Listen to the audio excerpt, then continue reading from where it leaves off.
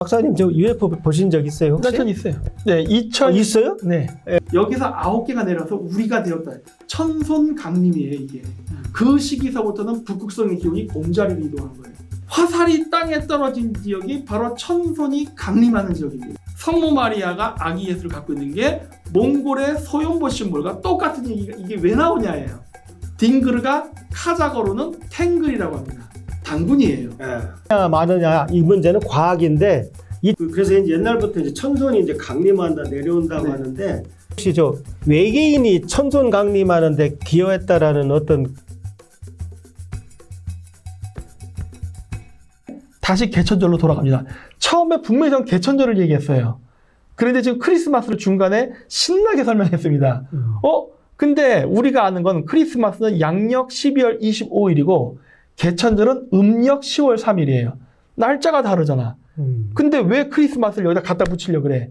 이상한 거 아니야? 하는데 이유가 있습니다. 요거는 현재 우리가 사는 시대죠. 2023년. 우리는 물고기 자리 시대잖아요. 그래서 제가 일부러 태양하고 파이시스 물고기를 같이 놨습니다. 이렇게. 우리가 사는 이 물고기 자리 시대 때 태양이 궁수 자리와 함께 뜨는 시기. 화살에 맞는 시기는 12월입니다. 이렇게. 그러나 단군 시대는 이때가 아니었죠. 그렇죠. BC 2333년을 가야 되지 않습니까? 그때는 황소자리 시대였어요. 그때는 궁수자리가 양력 기준으로 10월 달에 궁수자리가 태양과 함께 떴습니다. 지구가 뺑글뺑글 돌지 않습니까? 근데 이렇게 그러니까 봄, 여름, 가을, 겨울 이렇게 도는 거예요. 돌면서 이게 바뀌지 않아요. 그러니까 이쪽을 향하면 계속 이쪽을 향하고 있어요. 이게 이렇게 도는 거죠. 네. 이게 가만히 저 놓고 보면 약간씩 이 방향이 바뀌어요. 그러니까 마치 뭐하고 똑같냐면 여기에 팽이가 막 뺑글뺑글 돌면서도 또 이 전체 팽이 모양이 이렇게 큰 원을 그립니다. 그걸 세차운동이라고 하는데 그래서 별자리가 이게 바뀌는 겁니다. 왜 바뀌냐면 생각해 보세요.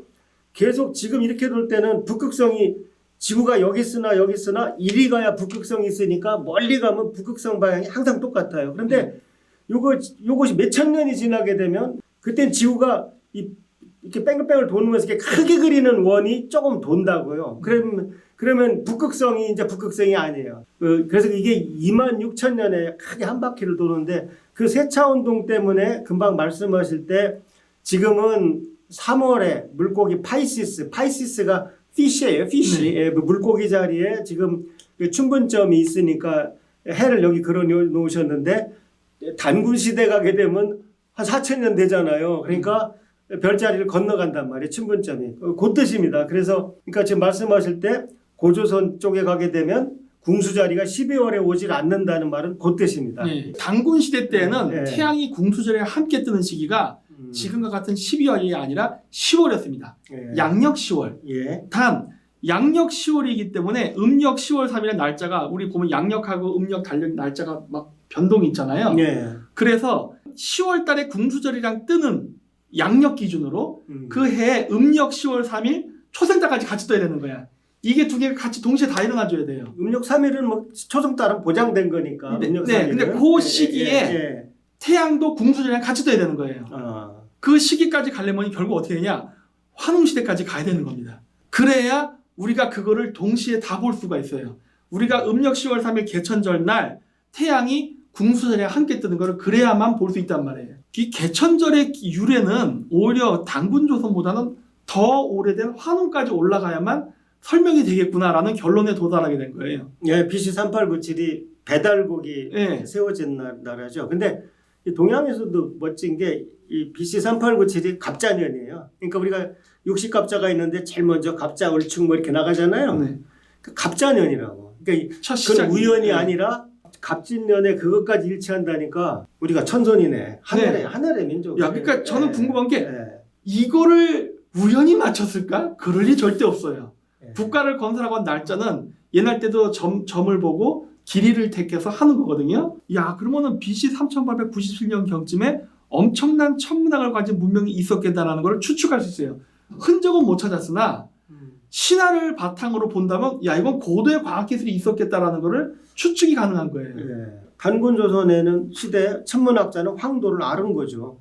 알아야 설명되는 거예요. 알아야 설명되는 거니까. 그게 수메르에서 이 동쪽으로 전파돼 가지고 만일 그리고 지금 황도 12궁 그 12개 별자리가 그게 수천 년 내려온 거기 때문에 그쵸. 뭐 틀림없이 그거는 저 가능성이 전 있다고 네. 생각합니다. 그러니까 우리나라에서 몰랐을 리가 없고 아까 갑전인이라 하셨잖아요. 예. 그 12간지와 10간지를 쓰는 게 60지법 아닙니까? 예. 수메르인들이 천문학을 할 때 60지법을 썼어요. 네. 여기서도 수메르랑 또 똑같은 게 나오네.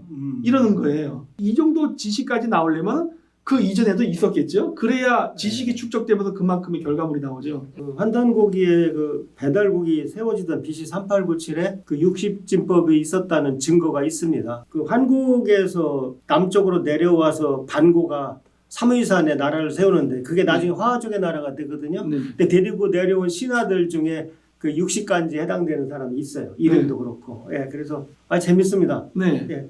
그러니까 이게 고도의 천문학을 가진 어떤 무리가 있었다는 걸 알 수 있고 이게 화살을 쏴서 떨어뜨린다. 예. 이게 10개 중에 9개가 떨어져. 그게 바로 우리가 있는 구이족이거든요. 예. 근데 구이족이 천성강림을 어떻게 하냐? 화살에 맞고 떨어진다예요. 그럼 맞는 얘기가 되는 거예요. 우리가 왜 태양이 9개가 10개에서 9개가 떨어졌는 얘기가 어떻게 나오냐? 아까도 얘기했듯이 천문인 거죠, 결국. 그렇죠. 10월달 10번째 태양이 뜨는 해거든요. 여기서 9개가 내려서 우리가 되었다. 천손강림이에요, 이게. 이게 물고기 자리 있으면 12월이니까 10개 태양이 말이 안 나죠. 12개 태양이 되는 거죠. 그 해 까면 3조고가 있네, 다. 네. 예. 이게 다리가 3개잖아요. 산해경에 나오는 이야기거든요. 그러니까 우리나라가 과연 궁수 자리를 몰랐을까? 알았다예요. 그리고 이제 우리가 웅녀를 취해서 환웅이 결혼한다 이런 것도 천문학적으로 우리가 그 곰자리로 들어오는 시기가 그 회전축 중심서부터 선의 일부로 쭉 걷죠. 예, 이게 세차운동 지금 네, 세차운동 때문에. 그 이전은 용자리지만 한 BC 2000년경쯤 되면 그때부터는 어떻게 되느냐? 작은 곰자리랑 겹치기 시작합니다. BC 1000, BC 3000 있죠?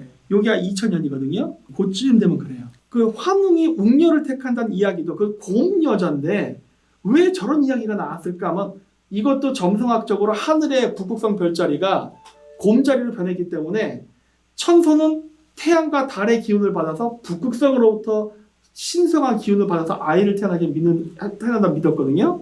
그러다 보니까 환웅이 개국을 하고 새로 통치하게 되는 새로운 집이라는 그 시기서부터는 북극성의 기운이 곰자리로 이동한 거예요. 그러니 이게 작은 곰자리를 믿는 뭐 별 신족이 됐든 뭐가 됐든 그 여자를 통해서 아이를 낳아야만 새 시대에 천손으로서 나라를 다스릴 수 있는 정통성이 만들어지는 거예요. 요거는 제가 몽골에 갔을 때 있던 샤먼 성지입니다. 화살이에요. 아까 몽골 국기에 뭐가 있었죠? 화살이 이렇게 탁 있었죠? 화살이 땅에 떨어진 지역이 바로 천손이 강림하는 지역입니다. 이 고대로부터 이 사람들은 이 땅을 지배하는 하늘로부터 내려온 천손이 12월 25일 크리스마스 때 내려오고 어떻게 공수자리도 그때 활 쏘고 그때 이제 화살에 의해서 해서 내려온다예요. 예. 이거는 몽골 샤먼들이 치는 북이에요. 신내림 받을 때. 예. 신을 어떻게 내림을 받느냐? 화살로. 북 안에다가 활을 해놨잖아요. 북은 활을 상징하고 이 치는 거는 활입니다. 활로 신을 쏴서 떨어뜨린다. 죽인다는 의미가 아니라 상징적 의미예요. 예. 이런 컨셉이 어디서 나왔냐예요. 이게 12월 25일이죠. 천손 강림. 그래서 이렇게 성모 마리아가 아기 예수를 갖고 있는 게 몽골의 소용보 심볼과 똑같은 얘기가 이게 왜 나오냐예요. 고대 시베리아 샤머니즘에 기반을 두고 갈라져 나왔기 때문에 뿌리가 같아서 같은 심볼이 나올 수밖에 없는 거예요. 근데 여기서 보면 가운데 이거 화살이라고 그랬죠. 이 화살이 내려오는 게 천손이 강림하는 거다. 자, 수메르가 여기서 또 나옵니다. 요게 수메르의 쐐기 문자로 딩그르라 읽는 글자입니다. 딩그르. 딩그르가 카자거로는 탱글이라고 합니다. 당군이에요. 메소포타미아 수메르 문명은 유프라테스 강과 티그리스 강 사이에서 나온 초생딸 문명이라고 또 한편도 초생딸의 말도 그렇게 설명을 해요. 초생딸 문명을 항상 얘기해요. 건국과 초생딸은 관련이 있댔잖아요. 그 티그리스라는 이름도 탱글이랑 관련이 있어서 나온 단어예요. 근데 티그리스가 무슨 말이냐? 수메르어로 화살입니다. 수메르어로 의미가 화살이에요. 천손은 화살에 맞고 내려온다 그래서 화살을 천손강림의 심볼로 쓰는데 하필이면 수메르도 딩그르, 신의 이름이거든요. 탱글이. 수메르의 딩그르 신도 화살로 묘사를 한다는 거예요. 그러니까 어떻게 보면은 세계 모든 나라가 결국 아득하게 한 만년 이때로 올라가게 되면은 천손 강림하는 문화를 공유하고 있었는데 그렇죠. 이제 그거를 계속 키워간 나라가 있고 특히 우리나라는 지금 개천절이라는 날을 지금 우리가 기념해서 국경에 보니까 BC 그 이벤트를 가지고 국경일을 삼은 나라가 우리나라밖에 없대요. 네. 그 우리 정신으로 홍익 정신까지 바꿔서 천손이 내려와서 지손들 호랑이 부족 곰부족 너희들도 천손이 돼야지 해서 세상을 널리 이롭게 해서 홍익하고 예, 그 이런 우리 사상이 얼마나 위대합니까? 그렇죠. 예. 근데 숫자가 오래됐으니까 말도 안 돼가 아니라 아니, 천문학적으로 접근해 보자예요. 그렇죠. 예. 옆에 천문학자가 보고 예. 말이 된다고 생각하고 있어요. 말이 될 것 같은데라는 거예요. 예, 지금 우리가 얘기하는 거는 어떤 특정 종교 얘기도 아니고 유물이나 유적지 가지고 특히 우리나라 사람들 중에 카자흐스탄이나 몽골이나 이쪽 알타이 지역을 가서 공부하신 분이 대담을 하고 있는 것입니다. 네. 그래서 네. 고조선의 건국시기는요 정말 우연의 일치로 양자리 시대 왕조입니다. 양자 시대까지. 양자리 시대가 그렇죠. 끝남과 동시에 고조선은 폐관을 해요. 에리스. 예. 그리고 나서 우리가 아는 삼국 시대가 물고기 자리 시대부터 시작이 됩니다. 이것도 우연의 일치일까 하는 거예요. 야 이거 얘네들 별자리가 이동하면 국가는 새로 개국 다시 해야 되거든요. 이게 있는데? 아까 제가 양자리에서 네. 물고기로 갔다 그랬잖아요. 천문학자들은 지금도요. 춘분점을 표시할 때 요렇게 이게 양 머리를 그려요. 지금 그렇죠. 꼬부라진 Y. 요렇게. 네. 그러니까 수천 년 전부터 춘분점을 이렇게 해왔기 때문에 지금은 양자리에 없어도 그냥 계속 쓰는 거예요. 그 그렇죠. 기호를. 예. 네. 그러니까 고조선의 건국시가 BC 2334년 추측을 하는데 양자리 시대가 그냥 단순 계산으로는 BC 2160서부터예요. 거의 그 시기쯤이고 고조선의 멸망 시기도 뭐 BC 108년이라는 사람들이 AD 108년인가 뭐 이렇게 왔다 갔다 하는데 물고기 자리 시대가 시작이 AD 1년부터라는 거예요. 대충. 네, 대충 그렇다는 거예요. 예. 그러니까 양자리 시대에 딱 맞춰서 고조선이 2000년간 존재하고 사라져요. 야 이게 보면은 신기하네. 이거 맞춰서 한 것 같다라는 생각이 드는 거예요. 네. 저는 2096년이어졌는데 네. 여러분들 여기서 왜 2160년이라고 말씀하시냐면은 네. 그 세차운동 한 바퀴 도는데 26,000년 걸려요. 네. 근데 26,000을 12로 나눠 보세요. 2만 암산하기 힘들지만 26,000을 12로 나누면 그게 바로 2160년이에요. 그래서 지금 아까도 얘기했지만 그 별자리를 하나씩 그 건너가는데 2160년이 걸린다. 평균. 우리가 얼마나 천문을 중요시 여겼는가를 이제 추측할 수 있는 건데 지금 우리 물고기 자리 시대잖아요. 예. 서양에서 황도 12궁 중에 우주에 4개의 중요한 관문이 있습니다. 뭐 금, 골드 게이트, 실버 게이트 뭐 이렇게 부르는 게 있는데 예. 그게 정갈, 물병, 황소, 사자 자리거든요. 예. 지금은 보면 이렇게 3월달 충분히 또 새해로서 중요한 바로메트가 되잖아요. 돌아가서. 예. 네. 근데 지금 물고기 자리 시대일 때는 어때요? 태양이 뜨는 동쪽 위치에 물고기 자리를 놓으면은 황도 12궁의 주요 별자리인 물병, 황소, 사자, 정갈 자리가 십자가 모양을 그렸을 때 약간 빼딱해집니다. 그게 바로 십자가를 든 예수. 천문현상이죠. 이거에 의인화된 건데 이게 잉카 문명에서도 발견돼요. 아, 잉카에도? 왜 빼딱한 십자가를 들고 있지? 기독교가 들어오기 전 어디서 나온 거야? 이 그림? 우리 이제 십자가 못 박히기 전에 고행을 했대잖아요. 이거 똑같네. 그죠? 똑같아. 아 그리고 저기 로마 그 이탈리아에 가면은 그 로마의 판테온 신전 있지 않습니까? 네. 판테온 신전 안에도 베드로가 그 박해를 당할 때 그 모습이 그 목 하나를 있거든요. 네. 다 십자가를 빼딱하게 그려놨습니다. 이거와 관련이 있는데 물고기 다리 지금 기독교도 물고기 다리 시대 종교거든요. 예. 십자가 삐딱해야 돼. 그래서 12월 25일 동지가 되기 전까지 수많은 우리가 인생은 생즉고라고 하지 않습니까? 기독교도 비슷하게 인생을 고라고. 그러니까 십자가를 짊어진 고통, 생즉고. 해다가 12월 25일이 되면은 바로 부활을 해서 승천한다. 똑같은 게 잉카에도 비슷한 예술 작품이 있는 걸로 봤을 때 이거 전부 다 태양 숭배사상과 깊은 관련이 있고 심지어 잉카조차도 황도 10의 개념을 알았을 가능성이 있어요. 아니, 거기도 있을 겁니다. 네. 뭐 똑똑한 천문학자가 있었으면 당연히 있어요. 자, 그래서 다음번 시대가 뭡니까? 우리 네. 물병자리 시대잖아요. 예. 이렇게 변합니다. 태양이 동쪽에서 뜰 때 물병자리가 이제 이쪽에 와요. 그러면서 황도 12궁의 주요한 4개의 별자리가 정확하게 정렬을 합니다. 이게 주역에서 얘기하는 지축이 바로 서는 시기 아닐까요? 자, 그리고 아까 말씀하셨을 때 고조선 마담지한 변환할 때 진안을 아까 중요하시게 여기셨죠? 네. 그게 되게 의미가 있습니다. 왜냐면 그 헤로도토스가 쓴 역사책에 보면 휘페르보리아라는 나라가 나옵니다. 예. 트라키아, 터키가 있는 데를 지나면은 광활한 스키타이 초원이 나오는데 스키타이 초원을 지나면은 어마어마하게 커다란 산이 나오고 천산이죠. 예. 그 산을 지나면은 북쪽 너머에는 트라키아 남은 거인족들이 사는데 해가 24시간 비춘다. 예. 헤로도토스가 북극권에 어떤 신성한 존재가 만든 나라가 있었다는 이야기를 헤로도토스가 했어요. 역사에서. 그러니까 낮이 24시간인 걸 어떻게 하냐고 안 가보고. 그 북극권이에요. 그러니까 그걸 아는 거 아니야. 근데 굉장히 중요한 데가 있다고 하는데 이 사람이 이거 얘기를 뭐하냐? 이 휘페르보리아 사람들이 어디에 많이 있느냐? 동북아시아에 있다. 정확히는 만주입니다. 거기가 바로 아까 말씀드렸던 진조선. 신라가 술록관을 쓰고 왔다 갔다 했죠? 이쪽이에요.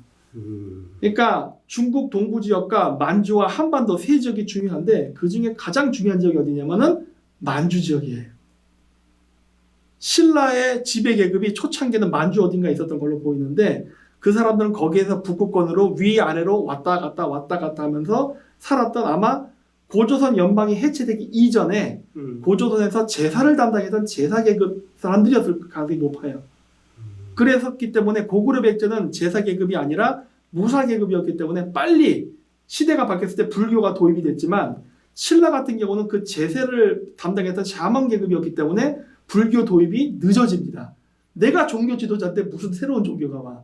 그래서 신라 같은 경우는 상당히 늦게까지 불교가 국교화되지 않고 시간을 끌었던 것도 이런 것과 깊은 관련이 있나. 그래서 고조선의 종묘제례라든 이런 전통을 물려받은 나라는 신라일 가능성이 있어요. 아니 그 예를 들어서 뭐 이차돈이 네. 순교할 때 네. 뭐 목을 쳤더니 뭐 흰색 피가 나왔다 이런 네. 게 그 말씀하시는 그 샤만 그 뭐 그런 얘기하고도 왜 하얀색이냐 뭐 그렇죠.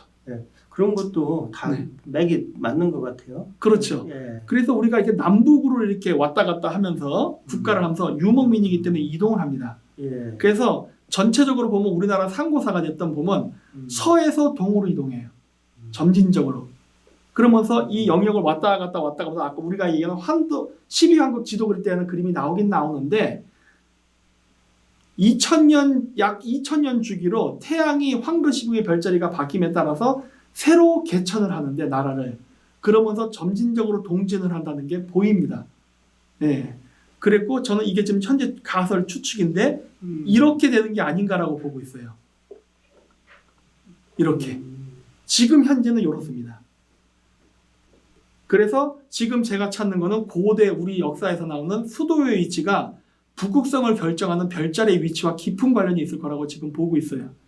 이거는 그냥 지구상의 위에다가 별자리를 입힌 거군요. 왜냐하면은 이게 제2화 사상 때문에 하늘의 천국을 지상에다가 그대로 하늘을 본떠서 도시, 국가, 신분제도 이런 것들도 같이 하늘과 똑같이 만들어야 된다고 믿었거든요. 예.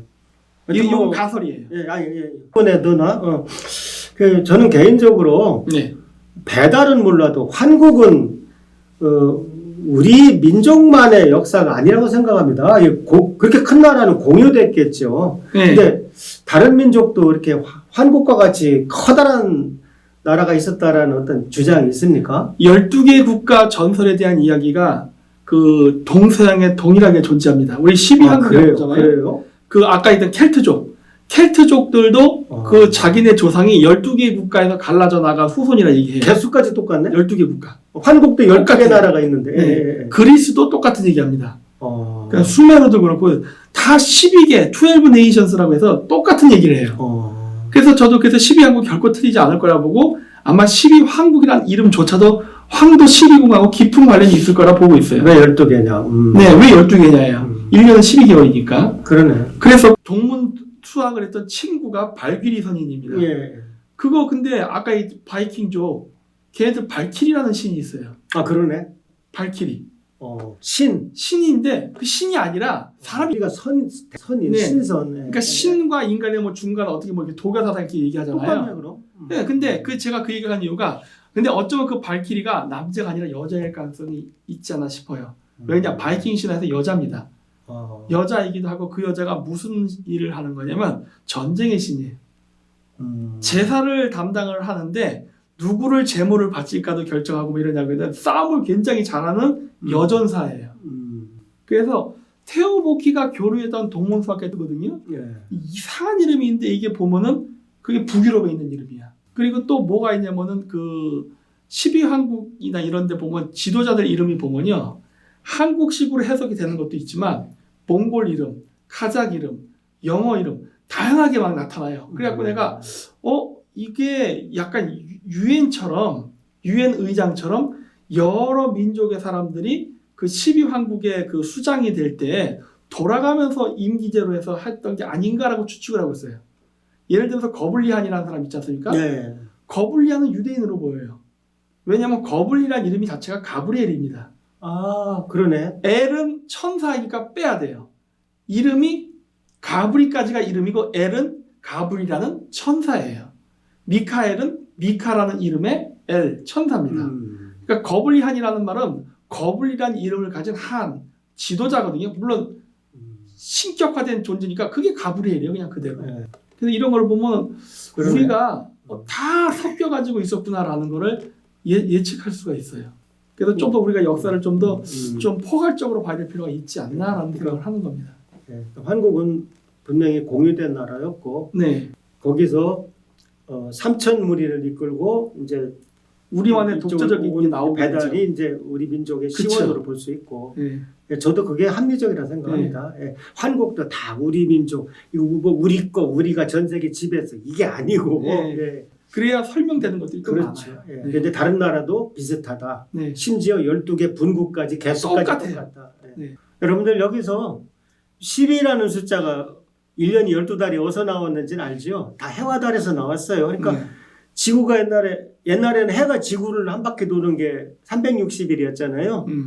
그리고 달이 지구를 한 바퀴 도는 게 30일이잖아요. 그러니까 1년이 12달이지 뭐 360을 30으로 나누면 12가 나오니까 네. 1년이 12달이 될 수밖에 없고 그래서 십진법이 편한 줄 알면서도 어쩔 수 없이 12를 쓰는 거죠. 네. 그다음에 1년 우리가 한 바퀴 뺑 도는 걸 360도 돌았다고 하는 것도 사실은 지구의 공전 주기가 360이기 때문에 그런 것이죠. 그러니까 다 해와 달이 결정하지만 해, 달 이런 말이 참 위대해요. 네.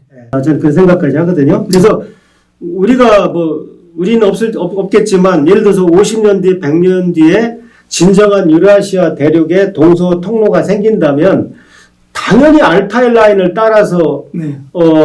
한국, 뭐 만주, 몽골, 그다음 카자흐스탄이 굉장히 많이야, 그죠?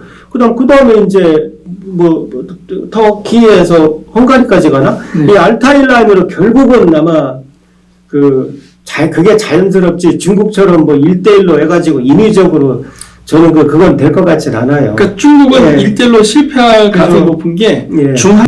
그 문제에 대해서는 어떻게 생각하십니까? 그러니까 제가 아까도 천문 얘기 많이 했잖아요. 예. 서양 사람들이 천문을 되게 좋아합니다. 얘들 영국 애들 특히 스톤헨지 예. 그거 더 좋은 거 딴 데 많은데도 그거 갖고 영국이 막 떠드는 이유는 예. 그만큼 우리가 고도의 천문 지식이 있었다라는 걸 강조를 많이 해요. 예. 그러니까 제가 천문에 접근을 해서 고대사를 풀려고 한 이유가 이게 세계적으로 인정받을 수 있어요. 왜냐면은 그렇지. 이렇게 천문학적 기반으로 건물을 만들었다면 서양 애들이 굉장히 높이 쳐줍니다. 쟤네들도 있네 이러는 거지. 그렇죠. 너희도 그런 거 할 줄 알았어. 지네가 있는 줄 근데 알았는데. 연도는 우리가 더 길어요. 그렇죠. 훨씬 오래돼요. 그럼요. 그러니까 이거는 이 소리 안 된 게 뭐 관계자 대학이든 뭐 글씨가 바뀌었네 안 바뀌었네 이래갖고 막 싸우지만 천문학은 객관적이거든요. 어떻게 바꿀 수가 없는 거예요. 그럼요. 예. 그러다 보니까 그런 식으로 해서 접근을 하게 되면은 우리가 굉장히 오래된 문명을 갖고 있었다는 것을 입증하기도 되게 좋고 우리나라의 국격이 올라갑니다. 더구나 우리나라 고인돌의 천문도는요. 별의 밝기에 따라 크기를 그렇죠. 달리했잖아요. 크기가 달라요. 예. 이게 중국과 일본과의 차이예요. 우리가 이만큼 고도냐라고 얘기하기보다는 이런 것부터 해서 차츰차츰 설명해 나가면 서양 애들도 그럴 거예요. 야, 한국에 더 과학기술이 발달됐는데 어떻게 중국하고 일본이 한국을 식민지 삼았냐? 그렇죠. 거꾸로 나왔어요. 지금 아니라 그러면 그렇지. 네가 식민지당했다고 싫으니까 감정적으로 얘기하구나. 이렇게 넘어갈 수는 있어도 예. 이걸 서양 사람들도 동의하게 만들려면 역시 그렇죠. 우리가 굉장히 유구한 과학 기술을 갖고 있었다는 걸 알 필요가 있죠. 예, 그다음에 옛날에 특히 항해를 해야 멀리 가서 뭐 식민지도 구축하고 하잖아요. 근데 그건 뭐 근대이고 옛날에도 천문학 없이는 항해할 수가 당연하죠. 없어요. 예, 그러니까 지금 아마 제 잘은 모르지만 우리나라 해양 쪽도 상당히 많이 그 잊혀진 우리 업적이 많을 거예요. 네. 예, 우리 환단고기 보면은 백제가 22개 담로를 운영했다고 하는데 그 정말 네. 그래서 정말 그 한반도 안에만 고구려 백제 신라가 다 이렇게 있었고 그래서 이제 옛날부터 이제 천손이 이제 강림한다 내려온다고 네. 하는데 혹시 저 외계인이 천손 강림하는데 기여했다라는 어떤 그런 이야기거리는 없습니까? 그러니까 제가 아까 그 북극권 얘기 많이 했잖아요. 예예예. 저기 시베리아 만주 위쪽에 그 사하족들 삽니다. 야쿠티아. 예예예. 그 사하족 전선에 하면 그 탱그리 천성강림이 외계인처럼 묘사돼요. 우리도 물론 하늘에서 내렸다는 얘기를 하는데 걔들은 조금 더 구체적입니다. 뭔가 외계 생명체를 연상시키는 듯한 방식으로 얘기를 많이 해요. 그래서 어떨 땐 그거 보면서 진짜 그런 게 있었나? 라는 생각을 하는데 레나강 쪽에 이상한 유적지가 하나 있습니다. 무슨 유적지냐면 그냥 탄소 연대를 하면은 말도 안 되는 기록이 나와요. 막 10만 년이 넘어가긴 하는데 그 어쨌든 탄소 연대를 기준으로 했을 때 10만 년 전에 만들어진 댐 유적지가 나왔어요. 토목공사를 했다고? 네.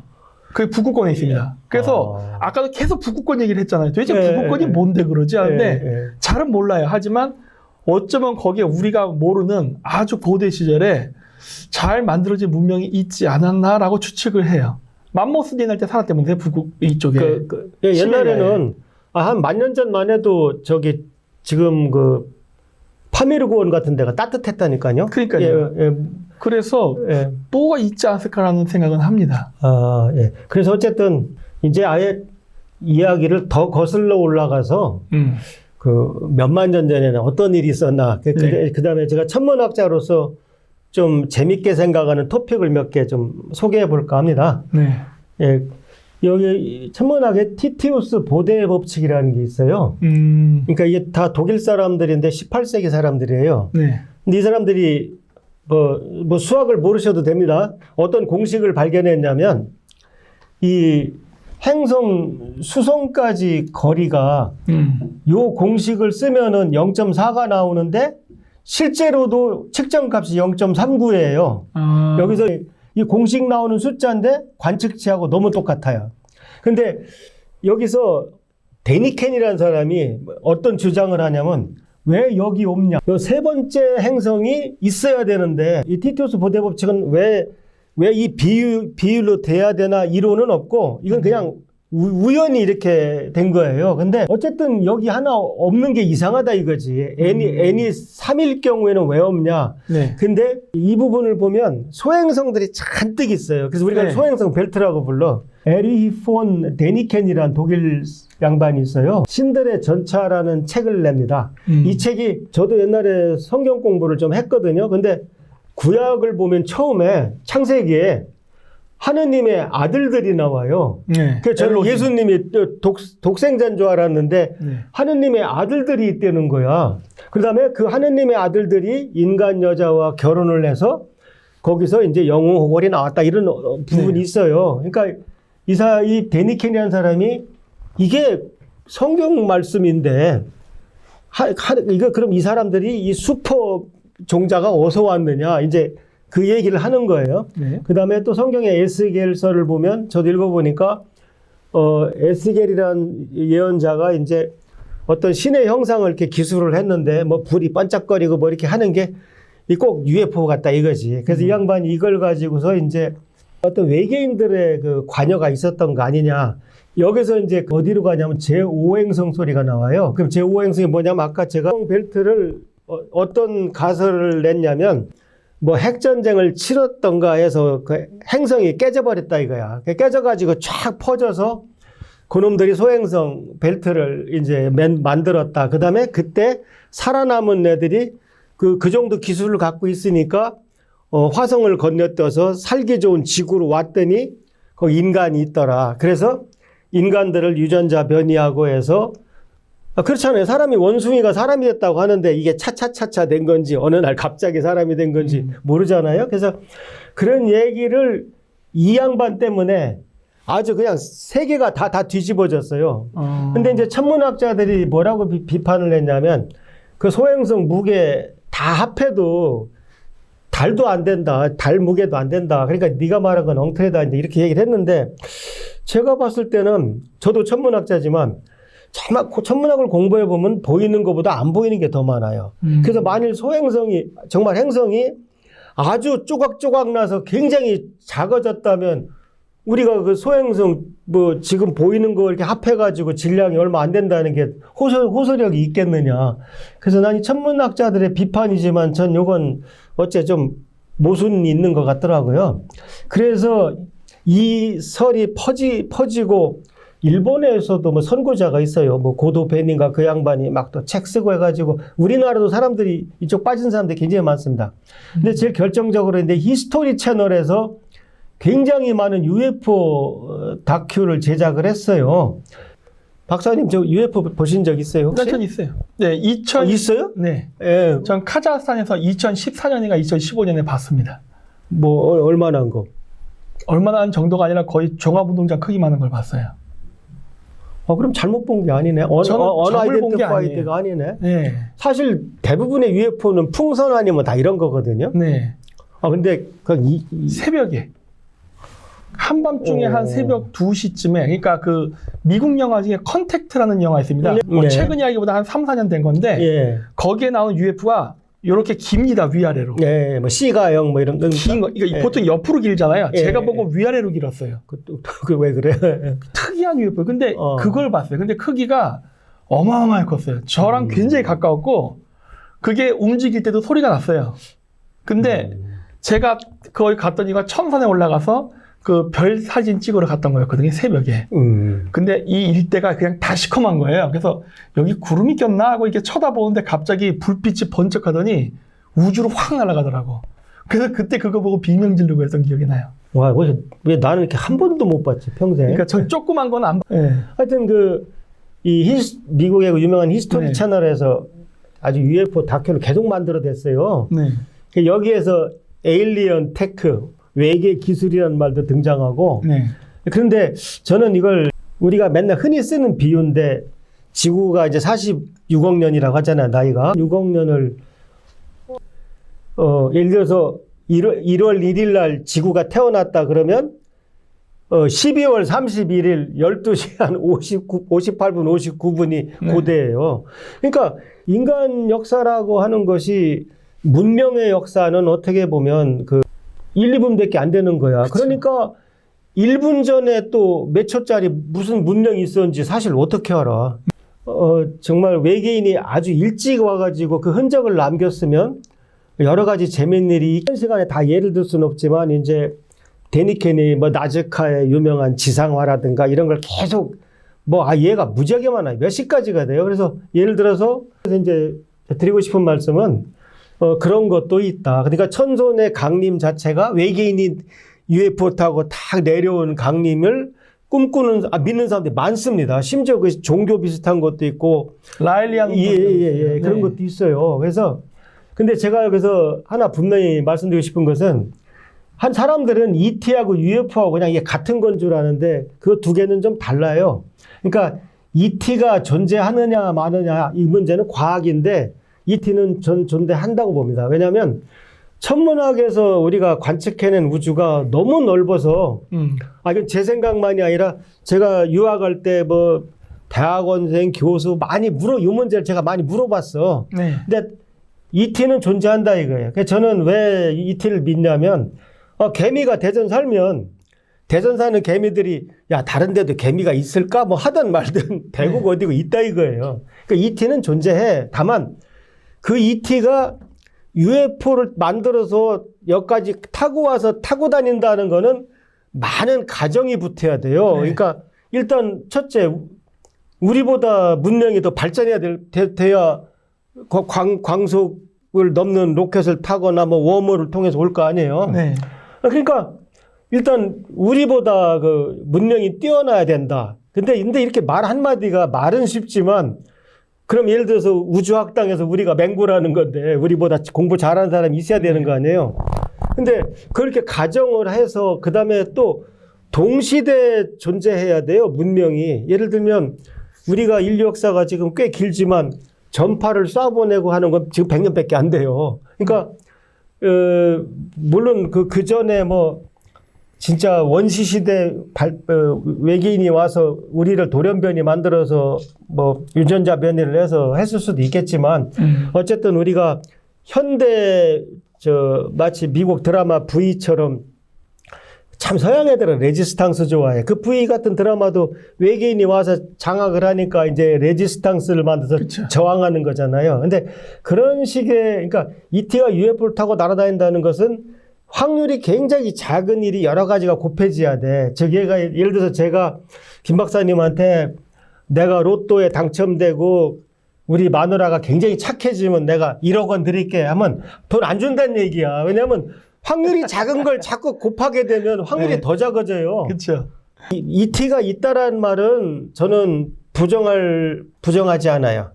칼 세이건 말처럼 우리만 있다면 우주 공간 낭비가 너무 크다. 아주 명언이야. 근데 UFO가 뭐 외계인 시체가 나왔네, 뭐 화석이 나왔네, 뭐 옛날에는 또 미국 로스웰이라고 하죠. 네. 로스웰에 떨어진 뭐 외계인 뭐 시체를 해부했네, 뭐 그게 옛날에 저 KBS 스페셜에 나왔어요. 근데 네. 그것도 나중에 많은 사람들이 이건 엉터리다 이제 그렇게 뭐 얘기하는 사람들도 많았는데 어쨌든 외계인 없이 UFO 없이는 SF가 나올 수가 없어요. 그쵸. 예, 그래서 이제 제가 여기서 우리 대한민국하고 가장 친한 ET가 뭘까 생각해 보니까 아니 남녀노소 통틀어서 네. 그랬더니 제가 봐서는 꿈돌이더라고. 왜냐하면 꿈돌이가 외계인이라는 생각을 사람들이 못해요. 꿈돌이 캐릭터가 외계인이에요? 이게 예, 꿈돌이가 외계인입니다. 김 박사님도 모르셨구나. 93년 엑스포를 아주 성공적으로 해가지고 그때 이 꿈돌이 캐릭터는 지금도 사람들이 알아요. 제가는 대전 엑스포보다 훨씬 나중에 열렸지만 여수 엑스포 마스코트 기억하는 사람 있습니까? 없잖아요. 근데 꿈돌이는 지금도 나이 40 넘은 사람은 꿈돌이 다 알아. 그래서 외계인을 대하는 문화가 너무 없어요. 그러니까 예를 들어서 이런 거 저는 늘 강의할 때마다 이런 얘기를 하거든요. 아니 왜 FBI가 외계인을 추적했다 그러면 고개를 끄덕끄덕 하던 사람들이 우리 대한민국 정보관이 추적했다 그러면 왜 다들 웃냐. 그다음에 예? 머리가 왜 노란 백인 애들만 꼭 ET를 만나야 되고 우리 한국애가 만나면 왜 안 되냐. 그게 그러니까 문화적으로 미국은 이제 엑스파일 같이 이제 시즌 10이 넘도록 드라마를 계속하고 뭐 스타워즈, 스타트랙 뭐 자꾸 ET 영화 이런 게 나오니까 그 사람들은 익숙한데 우리나라는 익숙하지가 않은 거예요, 이게. 그래서 우리나라는 SF 영화를 만들 때마다 망해요. 그래서 그게 참 안타까워서 예, 전부터 이제 저도 옛날에 SF도 썼지만 우리나라도 좀 예를 들면 연구단지 박사들이 뭐 UFO를 좀 추적하는 드라마 뭐 적어도 엑스파일 정도 그런 것이 있으면 안 되나 해서 전 최근에 이제 제 채널 윤병철 감독님하고 네. 웹드라마 짧은 겁니다. 3부작을 현재 만들고 있어요. 그 이름을 지그재그 델타팀이라고 줬어요. 지그재그는 약간 일을 엉망으로 한다. 이번에 한 절반은 제가 썼고 제가 과학을 많이 가미했는데 과학도시 대전을 배경으로 이제 외계 기술을 연구하는 팀 내기를 좀 했어요. 국내 최초 엑스파일 타입인데 뭐 웃자고 만든 거지만 웃자고 만든 시트콤이지만 메시지는 있어요. 우리는 여기서 과학 문화를 좀 더 우리 걸로 해야 네. 우리가 앞으로 오는 AI 시대니 이거를 지금 이겨낼 수 있지. 지금처럼 SF 영화만 나오면 안 보고 뭐 이렇게 했다가는 나중에 참 어려움이 온다. 그런 주장이 메시지가 이 드라마입니다. 그래서 네. 오늘 뭐 외계인 얘기 나온 김에 저는 최근에 이제 뭐라고 있나 하나 소개해드렸어요. 네. 오늘 제가 다 속이 시원하고 네. 오늘 하여튼 천손 얘기를 전 세계 종합적으로 이렇게 잘 정리해 주시고 특히 그 배후에 황도 12궁 그것도 동양에서도 있어야 한다. 그다음 저는 천문학자 입장에서 지금 내가 그 시대 천문학자라고 해도 태양 뒤에 무슨 별자리가 있을까? 나도 그걸 틀림없이 연구했을 거라고 저는 믿거든요. 했을 거예요. 예, 예. 안 궁금할 리가 없어요. 예. 네. 또 네. 뵐 수 있기를 바라겠습니다. 네네. 네. 자, 여러분 많은 구독 부탁드립니다. 네.